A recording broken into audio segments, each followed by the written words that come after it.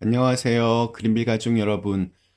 오늘 목요일 아침, 오늘도 이렇게 매일 한 말씀으로 오늘 하루를 시작하는 모든 분들에게 믿는 사람이나 믿지 않는 사람들이나 별반 다를 바 없어 보이는 이 혼탁한 세상 속에서 하나님을 믿는 사람으로서의 정체성을 가지고 믿는 사람답게 생각하고 말하고 행동할 수 있는 그런 은혜와 결단이 있기를 간절히 기원합니다. 오늘은 저희가 느헤미야 10장 오늘 28절에서 31절 말씀으로 함께 이 아침 시작하도록 하겠습니다. 느헤미야 10장 28절에서 31절 말씀. 그 남은 백성과 제사장들과 레위 사람들과 문지기들과 노래하는 자들과 느디님 사람들과 및 이방 사람과 절교하고 하나님의 율법을 준행하는 모든 자와 그들의 아내와 그들의 자녀들 곧 지식과 총명이 있는 자들은 다 그들의 형제 귀족을 따라 저주로 맹세하기를 우리가 하나님의 종 모세를 통하여 주신 하나님의 율법을 따라 우리 주 여호와의 모든 계명과 규례와 율례를 지켜 행하여 우리의 딸들을 이 땅 백성에게 주지 아니하고 우리의 아들들을 위하여 그들의 딸들을 데려오지 아니하며 혹시 이 땅 백성이 안식일에 물품이나 온갖 곡물을 가져다가 팔려고 할지라도 우리가 안식일이나 성일에는 그들에게서 사지 않겠고 일곱째 해마다 땅을 쉬게 하고 모든 빚을 탕감하리라 하였고 앞으로 하나님 앞에서 이렇게 살겠다라고 결단하며 서명한 사람들의 명단을 어제 살펴보았습니다. 그리고 오늘과 내일은 그들이 결단한 구체적인 행동 지침에 대해서 함께 살펴보려고 합니다. 이스라엘 공동체가 하나님께 드린 첫 번째 약속은 30절입니다. 제가 현대인의 성경으로 읽어보면 그리고 우리는 우리 딸을 이방 사람들에게 시집 보내지 않고 또 우리 아들을 위해 그들의 딸을 데려오지 않기로 했으며 오늘날 우리가 흔히 쓰는 표현으로 믿지 않는 사람들과는 결혼시키지 않겠다 이런 말입니다. 저는 이 규범이 잘못되었다라고 생각하지 않습니다. 물론 오해의 소지는 있지만 아주 틀린 말은 아닙니다. 문제는 이것을 지나치게 단순화시켜서 문자적으로만 그렇게 이해하는 사람들이 많다는 데 있습니다. 이방 사람들과 결혼시키지 않겠다. 이 말을 왜 하고 있는지가 중요합니다. 그 정신이 중요합니다.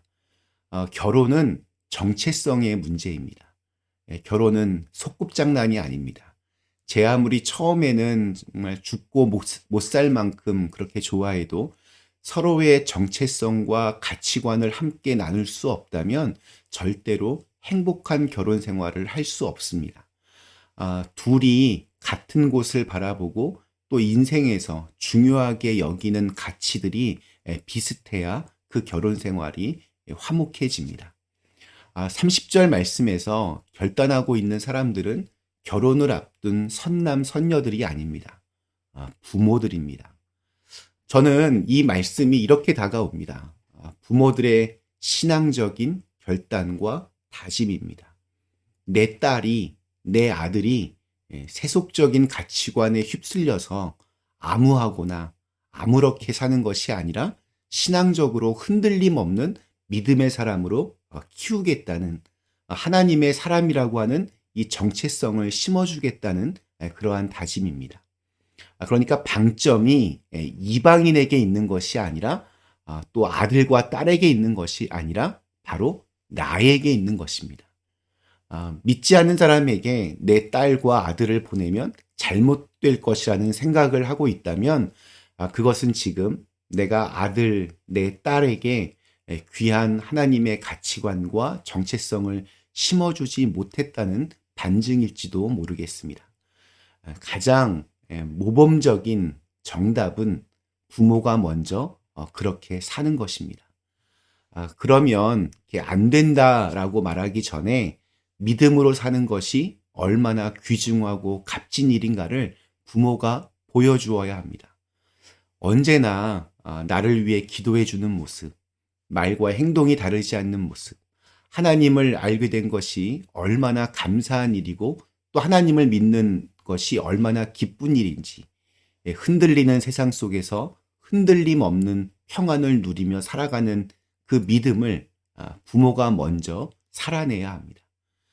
세상 사람들은 자기의 자녀들이 명문대학에 진학하고 높은 연봉을 받는 직업을 가지고 사회적으로 큰 영향력을 발휘하며 뭐 이런저런 상들을 받는 것에 집착을 한다면, 믿음의 사람들은 자녀들이 무슨 일을 하든지 어느 곳에 가든지 그리고 누구를 만나든지 하나님을 잘 섬기고 이웃들을 사랑하며 정의롭고 반듯하게 또 겸손하고 따뜻하게 그렇게 살아갈 수 있기를 소망해야 합니다. 내가 그렇게 생각하고 또 그런 것들을 더 중요하게 여겨야 합니다. 내 신앙을 자녀들에게 자신 있게 보여줄 수 있는 부모가 될 수 있도록 우리가 기도하고 또 노력해야 합니다. 두 번째 행동 지침은 31절입니다. 혹시 이 땅 백성이 안식일의 물품이나 온갖 곡물을 가져다가 팔려고 할지라도 우리가 안식일이나 성일에는 그들에게서 사지 않겠고 일곱째 해마다 땅을 쉬게 하고 모든 빚을 탕감하리라 하였고, 이 역시 그 정체성과 관련된 문제입니다. 이미 이스라엘은 망했고 지금은 페르시아의 지배를 받고 있습니다. 예루살렘에는 이미 많은 이방인들이 살고 있었고 또 그들과 거래를 해야 했습니다. 그런데 이들과 거래를 하면서 자신들이 하나님을 믿는 민족이라고 하는 그 정체성을 다 잃어버린 것입니다. 당장 먹고 살기 위해서 그들과 거래해야 하기 때문에 그들과 같이 될 필요는 없습니다. 그런데 문제는 그렇게 비슷해졌다는 데 있습니다. 그래서 이들은 안식일에는 일하지 않겠다. 일터에서도 자신들의 신앙의 정체성을 지키겠다는 그러한 다짐을 하는 겁니다. 7년에 한 번씩 돌아오는 안식년에는 모든 땅을 쉬게 하고 또 모든 그 빚은 탕감해 주겠다라고 합니다. 이것은 그렇게 해도 하나님께서 나의 필요를 채워주실 것이란 확신이 있어야 가능합니다. 더 나아가서 하나님이 주신 것으로 충분히 감사하며 살겠다는 그런 자족하는 마음이 있어야 합니다. 또한 이것은 가난한 자들을 향한 어떤 형제의식이 있어야 가능한 일입니다. 이들의 빚을 탕감해 주어서 새로운 삶의 기반을 마련해 주겠다라고 하는 그런 애틋한 마음입니다. 신앙의 힘이 없으면 할 수 없는 그런 참 귀한 결단입니다. 우리 잠언 19장 17절에는 이런 말씀이 있습니다. 가난한 자를 불쌍히 여기는 것은 여호와께 꾸어 드리는 것이니 그의 선행을 그에게 갚아 주시리라. 그러니까 내가 가난한 사람들에게 베푸는 것은 하나님이 빚지게 만드는 것입니다. 우리 예수님도 가난한 사람에게 한 것이 곧 나에게 한 것이라고 말씀하셨습니다. 하나님께 이렇게 꾸어 드리는 겁니다. 하나님께서 갚아주시겠다는 그러한 말입니다. 안식년에 빚을 탕감해 주는 것은 하나님이 갚아주실 것에 대한 믿음의 표현입니다. 우리가 일터에서도 나는 하나님의 백성이라는 정체성을 가지고 실천할 수 있는 그러한 믿음의 덕목을 찾아서 그것을 실천한다면 하나님이 얼마나 기뻐하실까 상상해 봅니다. 오늘 우리에게 주신 하루, 하나님을 믿는 사람으로서의 그러한 정체성을 가지고 우리의 삶의 자리에서 그 믿음의 모습을 보여주실 수 있기를 간절히 기원합니다. 잠시 함께 기도하시겠습니다. 사랑의 하나님, 오늘날 세상이 너무나 혼탁하여서 하나님을 믿는 사람들이나 믿지 않는 사람들이나 크게 다를 바 없는 그런 참담한 현실 속에서 살아가고 있습니다. 하나님을 믿는 사람으로서 그런 부끄럽지 않는 모습으로 살아갈 수 있게 도와주시옵소서.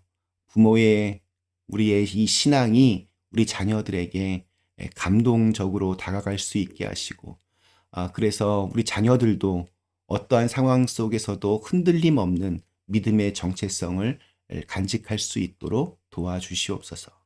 모든 것 다 하나님께서 갚아주실 것을 믿고 우리 일터에서도 그런 믿음의 결단이 있게 하시고 또한 은혜가 있게 하여 주시옵소서.